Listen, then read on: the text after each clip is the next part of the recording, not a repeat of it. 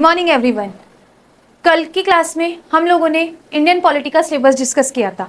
अगर आप लोगों ने वो वीडियो नहीं देखी है तो उस वीडियो को देख लीजिए, ताकि आप लोगों को ये आइडिया हो जाए कि किस तरीके से आपको सिलेबस पढ़ना है, क्या क्या पढ़ना है और एग्जाम पैटर्न में क्वेश्चन किस तरीके से पूछे जाते हैं। आज के इस वीडियो में हम लोग स्टार्ट करने जा रहे हैं हमारे फर्स्ट टॉपिक कॉन्स्टिट्यूशन के साथ। तो कॉन्स्टिट्यूशन के एमसीक्यूज हम लोग सॉल्व करेंगे आज के इस पार्ट में। उससे पहले हम लोग जानते हैं कॉन्स्टिट्यूशन क्या होता है। कॉन्स्टिट्यूशन का मतलब होता है constitution is a set of written rules and regulation through which country is govern. यानी कि कॉन्स्टिट्यूशन वो रूल्स एंड रेगुलेशन का रिटन डॉक्यूमेंट है जिसके थ्रू हमारी कंट्री गवर्न होती है, हमारी कंट्री का शासन चलता है, हमारी गवर्नमेंट किस तरीके से काम करेगी, लोगों के पास क्या राइट्स हैं, क्या फंडामेंटल राइट्स है, वो हम सब कॉन्स्टिट्यूशन के अंदर पढ़ते हैं। इसको एक एग्जाम्पल से समझते हैं। सपोज करो आप सब लोग स्कूल गए हो, आप सब लोगों ने स्कूल में इंटरेक्ट किया हुआ है, आप लोग सब स्कूल गए हुए हो। स्कूल्स के अंदर कुछ रूल्स एंड रेगुलेशंस होते हैं जिन्हें आप लोगों को फॉलो करना होता है, ठीक है। और अगर क्या हो वो रूल्स एंड रेगुलेशंस ना हो तो हर कोई अपने मन की करे, किसी को डर नहीं हो, तो सब लोग क्या करेंगे, अपने मन के तरीके से अपने काम करेंगे। ऐसे ही कंट्री के अंदर भी कुछ रूल्स एंड रेगुलेशंस की नीड होती है जिसके थ्रू कंट्री गवर्न होती है। नहीं तो क्या होगा, सब लोग अपने अपने तरीके से रूल करेंगे, जो हमारी गवर्नमेंट है वो उनकी पावर्स का मिसयूज करेगी। इसीलिए कॉन्स्टिट्यूशन जरूरी होता है किसी कंट्री के लिए। आई होप आप लोगों को समझ में आ गया होगा कॉन्स्टिट्यूशन क्या होता है और ये क्यों जरूरी है किसी कंट्री के लिए। Constitution set of rules and regulations. तो स्टार्ट करते हैं कॉन्स्टिट्यूशन से रिलेटेड एमसीक्यू से। So our first question is the constitution of India came into force on. यानी कि हमारा कॉन्स्टिट्यूशन ऑफ इंडिया कब लागू किया गया था, कब इसे अपनाया गया था। कॉन्स्टिट्यूशन ऑफ इंडिया कब लागू किया गया था, कॉन्स्टिट्यूशन ऑफ इंडिया कब फोर्स में आया था। देखिए 26 जनवरी 1950।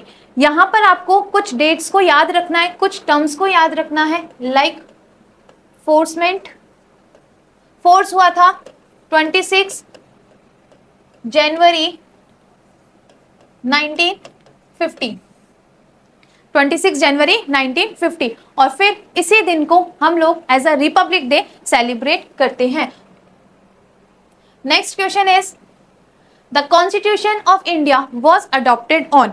अगेन यहाँ पे एक और टर्म आ रही है अडॉप्टेड। अडॉप्टेड का मतलब उसे अडॉप्ट किया गया था, उसे अपनाया गया था। तो वो कब हुआ था, 26 जनवरी 1949। अगेन आपको यहाँ पे टर्म याद रखनी है अडॉप्टेड। कब अडॉप्ट किया गया था, इट इज अडॉप्टेड ऑन 26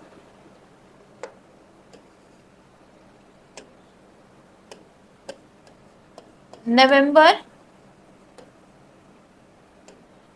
1949।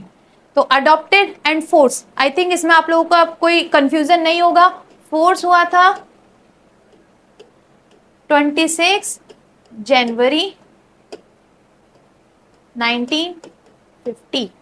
तो इसमें आप लोगों को कंफ्यूज नहीं होना है। फोर्स होना है 26 जनवरी 1950 को और अडॉप्ट हुआ था 26 नवंबर 1949 को। Next question, who was the chairman of the drafting committee. Drafting committee क्या थी। देखो कॉन्स्टिट्यूशन को फ्रेम करने के लिए एक असेंबली बनाई गई जिस असेंबली का नाम था कॉन्स्टिट्यूएंट असेंबली। असेंबली का नाम क्या था, कॉन्स्टिट्यूएंट असेंबली। और इस असेंबली का ही एक पार्ट था क्या, ड्राफ्टिंग कमेटी। इसके अंदर टोटल 7 मेंबर्स थे और इनके प्रेसिडेंट कौन थे, डॉक्टर BR अंबेडकर, जिन्हें हम father of the Indian constitution भी कहते हैं। तो अगर आपसे इससे वाइस वर्सा क्वेश्चन पूछा जाए कि who is known as the father of Indian constitution, तो आपका आंसर सेम रहेगा, क्या रहेगा, doctor BR Ambedkar. Okay, so next question is which body prepare the constitution of assembly. Just अभी अपन लोगों ने डिस्कस किया कि कौन सी बॉडी या कौन सा ग्रुप था जिन्होंने कॉन्स्टिट्यूएंट असेंबली को बनाया, सॉरी कॉन्स्टिट्यूशन को फ्रेम किया था, तो that group is called constituent assembly. ये पार्लियामेंट, सुप्रीम कोर्ट, लोकसभा, ये सब तो हमारे गवर्नमेंट के पार्ट है, गवर्नमेंट की बॉडीज है, लेकिन कॉन्स्टिट्यूशन को फ्रेम करने के लिए जो ग्रुप यूज की गया था, जो बॉडी बनाई गई थी, उसका नाम क्या था? Constituent assembly. Next, the Indian constitution is the, Indian constitution क्या है? Short written constitution, unwritten constitution, longest written constitution या temporary constitution? So our Indian constitution is the longest written constitution. सबसे पहली चीज तो इंडियन कॉन्स्टिट्यूशन रिटन कॉन्स्टिट्यूशन है, जितने भी रूल्स एंड रेगुलेशंस हैं वो सब रिटन फॉर्म के अंदर है। सेकेंड थिंग, इंडिया का कॉन्स्टिट्यूशन वर्ल्ड का लार्जेस्ट कॉन्स्टिट्यूशन है, लार्जेस्ट रिटन कॉन्स्टिट्यूशन है, ओके जो कि डिफरेंट कंट्रीज से अडॉप्ट किया गया है, डिफरेंट कंट्रीज के कॉन्स्टिट्यूशन से इन्फ्लुएंस्ड है। Next question is, who was the president of the constituent assembly? Constituent assembly का प्रेसिडेंट कौन था? Who was the president of the constituent assembly? Confuse मत होना, यहाँ पे कॉन्स्टिट्यूएंट असेंबली पूछा गया है। President of the constituent assembly कौन थे? डॉक्टर राजेंद्र प्रसाद। अभी आप बोलोगे मैम आपने तो बी आर अम्बेडकर बताया था। B R Ambedkar drafting community के क्या थे? प्रेसिडेंट थे। यहाँ पे कंप्लीट असेंबली के प्रेसिडेंट के बारे में पूछा गया है, तो आपको कंफ्यूज नहीं होना है। ड्राफ्टिंग कम्युनिटी के मेंबर थे कौन? कौन? Doctor B R Ambedkar. और कॉन्स्टिट्यूएंट असेंबली के जो प्रेसिडेंट थे वो कौन थे?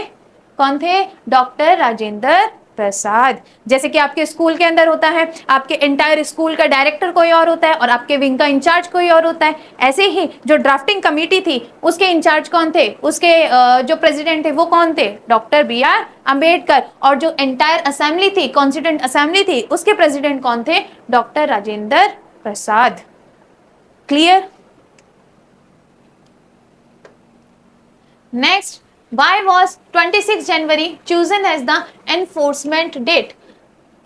चलो हमने अभी पढ़ा कि भाई 26 जनवरी को एनफोर्समेंट किया गया था, 26 जनवरी को लागू किया गया था। क्यों 26 जनवरी को ही क्यों? और किसी दिन क्यों नहीं? क्या उस दिन बी आर अम्बेडकर का बर्थडे था? नहीं। क्या उस दिन जवाहरलाल नेहरू का बर्थडे था? नहीं। क्या उस दिन हमारे देश को आजादी मिली थी? बिल्कुल नहीं। तो एनफोर्समेंट की डेट आखिर 26 जनवरी ही क्यों सेलेक्ट की गई?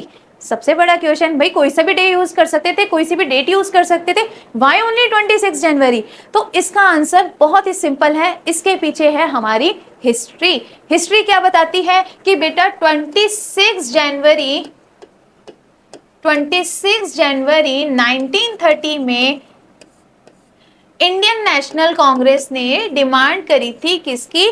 पूर्ण स्वराज की, यानी कंप्लीट इंडिपेंडेंस डिक्लेयर किया था।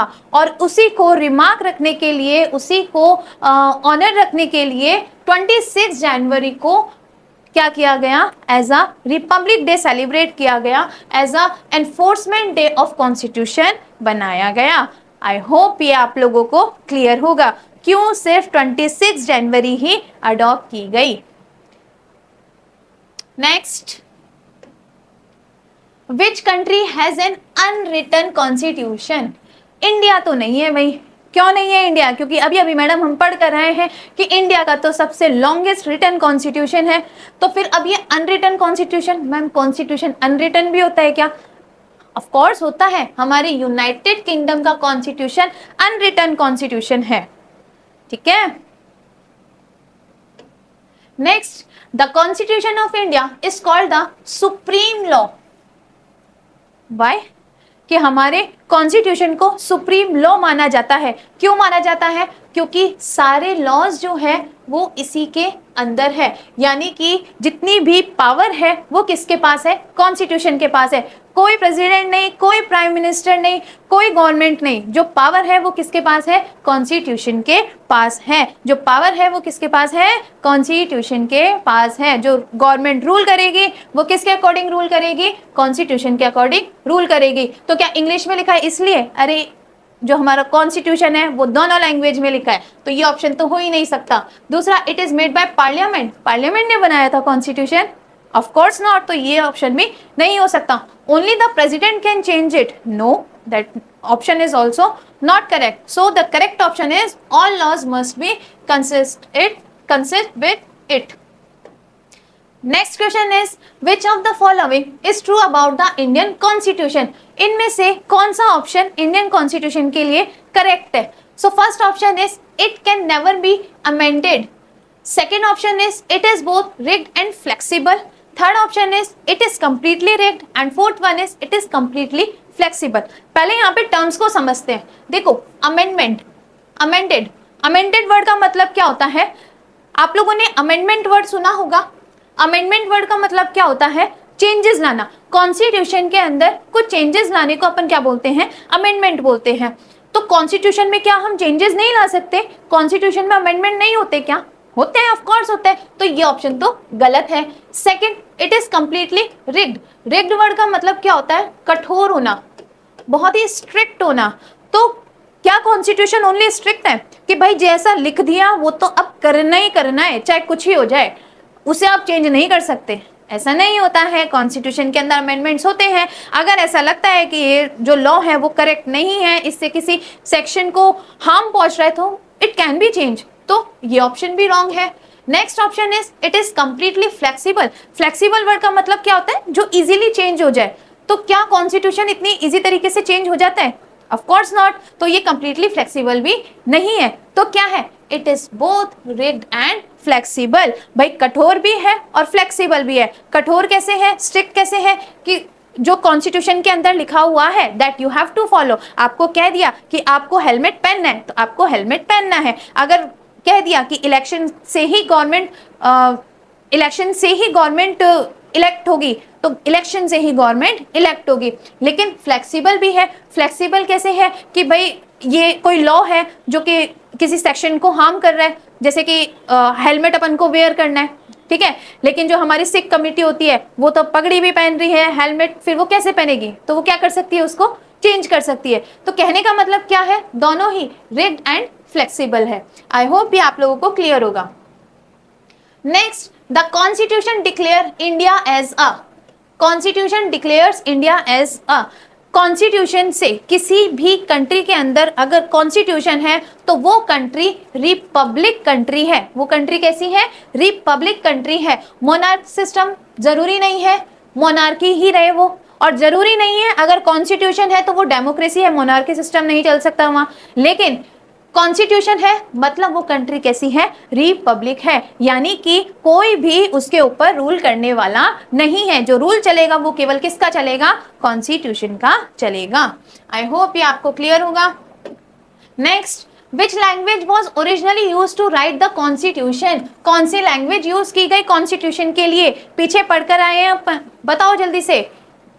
Both language, English and Hindi, officially hand written version, यानी कि इंग्लिश और हिंदी वो भी कैसा, हैंड रिटन। क्लियर, केवल हिंदी नहीं यूज किया गया, केवल संस्कृत नहीं यूज किया गया, केवल उर्दू नहीं यूज किया गया, ओनली इंग्लिश नहीं यूज किया गया, दोनों लैंग्वेज यूज की गई, English and Hindi. How many members were there in a drafting committee, देखो बेटा आप लोगों से पूछा गया है ड्राफ्टिंग कमिटी के जो मेंबर्स थे वो कितने थे, तो ड्राफ्टिंग कमिटी के मेंबर्स थे 7। टोटल कितने मेंबर्स थे उसमें, 7। यहाँ कॉन्स्टिट्यूएंट असेंबली के नहीं पूछा जा रहा, यहाँ ड्राफ्टिंग कमेटी के मेंबर्स पूछा जा रहा है। कितने मेंबर्स थे, 7 मेंबर्स थे, जिसके चेयरमैन कौन थे, doctor BR Ambedkar. Republic on, कब हुआ था रिपब्लिक, बताओ कब सेलिब्रेट करते हैं हम रिपब्लिक डे, 26 जनवरी 1950, 26 जनवरी 1950 को। अच्छा, 26 जनवरी 1949 को क्या हुआ था, याद करो फटाफट से, कॉन्स्टिट्यूशन क्या किया गया था, याद करो फटाफट याद करो, आगे याद। चलो next question, which statement is correct, कौन सा स्टेटमेंट इनमें से करेक्ट है। Parliament wrote the constitution, supreme court drafted the constitution, constituent assembly prepared, president prepare the constitution. अरे कॉन्स्टिट्यूशन किसने बनाया था? कॉन्स्टिट्यूशन क्या पार्लियामेंट ने बनाया था? नहीं, गलत। सुप्रीम कोर्ट ने कॉन्स्टिट्यूशन बनाया था? बिल्कुल नहीं। क्या प्रेसिडेंट ने कॉन्स्टिट्यूशन बनाया था? अरे बिल्कुल नहीं। तो क्या किया गया था? उसके लिए कॉन्स्टिट्यूएंट असेंबली को सेलेक्ट किया गया था। अच्छा, इसमें टोटल कितने मेंबर्स थे? कॉन्स्टिट्यूएंट असेंबली में टोटल कितने मेंबर्स थे?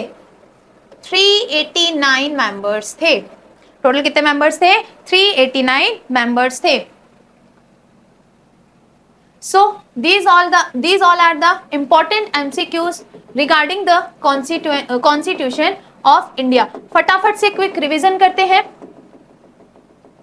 जल्दी जल्दी आप लोगों से मैं क्वेश्चन पूछूंगी, फटाफट आप लोग इसके आंसर्स दीजिएगा।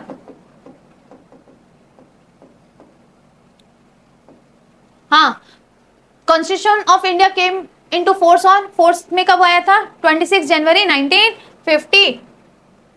अडॉप्ट कब किया गया था? 26 जनवरी 1949। चेयरमैन कौन थे ड्राफ्टिंग कमेटी के? Doctor B R Ambedkar. Chairman और प्रेसिडेंट में फर्क याद रखना। Chairman doctor B R Ambedkar, वो भी ड्राफ्टिंग कमेटी के। और प्रेसिडेंट कौन थे कॉन्स्टिट्यूएंट असेंबली के? राजेंद्र प्रसाद।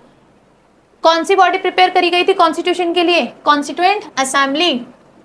इंडियन कॉन्स्टिट्यूशन क्या है? Longest written constitution. अच्छा, कौन सी कंट्री है जिसमें कॉन्स्टिट्यूशन रिटन फॉर्म में नहीं है? यूके। प्रेसिडेंट कौन है कॉन्स्टिट्यूएंट असेंबली का? डॉक्टर राजेंद्र प्रसाद। 26 जनवरी क्यों चूज की गई? ताकि इसको ऑनर्ड करा जाए। किसके लिए? पूर्ण स्वराज डिक्लेरेशन के लिए। अनरिटन कॉन्स्टिट्यूशन कौन सी कंट्री का है? United kingdom. सुप्रीम लॉ क्यों है? क्योंकि सारे लॉज क्या है? सुप्रीम है। Constitution is the supreme power. कौन सा स्टेटमेंट सही नहीं है? कॉन्स्टिट्यूशन कैसा है? Rigged and flexible both. Constitution क्या डिक्लेयर करता है किसी कंट्री को? रिपब्लिक नेशन या रिपब्लिक कंट्री। कौन सी लैंग्वेज है चूज की गई थी कॉन्स्टिट्यूशन के लिए? हिंदी कि इंग्लिश? दोनों। How many members were there in the drafting committee? Drafting committee में कितने मेंबर्स थे टोटल? 7। इंडिया बिकम रिपब्लिक कौन? रिपब्लिक कब हुए थे? जब 26 जनवरी 1950। Which statement is correct? कौन सा स्टेटमेंट करेक्ट है? पार्लियामेंट ने बनाया था? नहीं। किसने बनाया था कॉन्स्टिट्यूशन? उसके लिए कॉन्स्टिट्यूएंट असेंबली प्रिपेयर करी गई थी। आई होप आप लोगों को कॉन्स्टिट्यूशन के बेसिक्स क्लियर हो गए होंगे। अगर समझ में नहीं आया तो वीडियो फिर से रिवाइंड करो।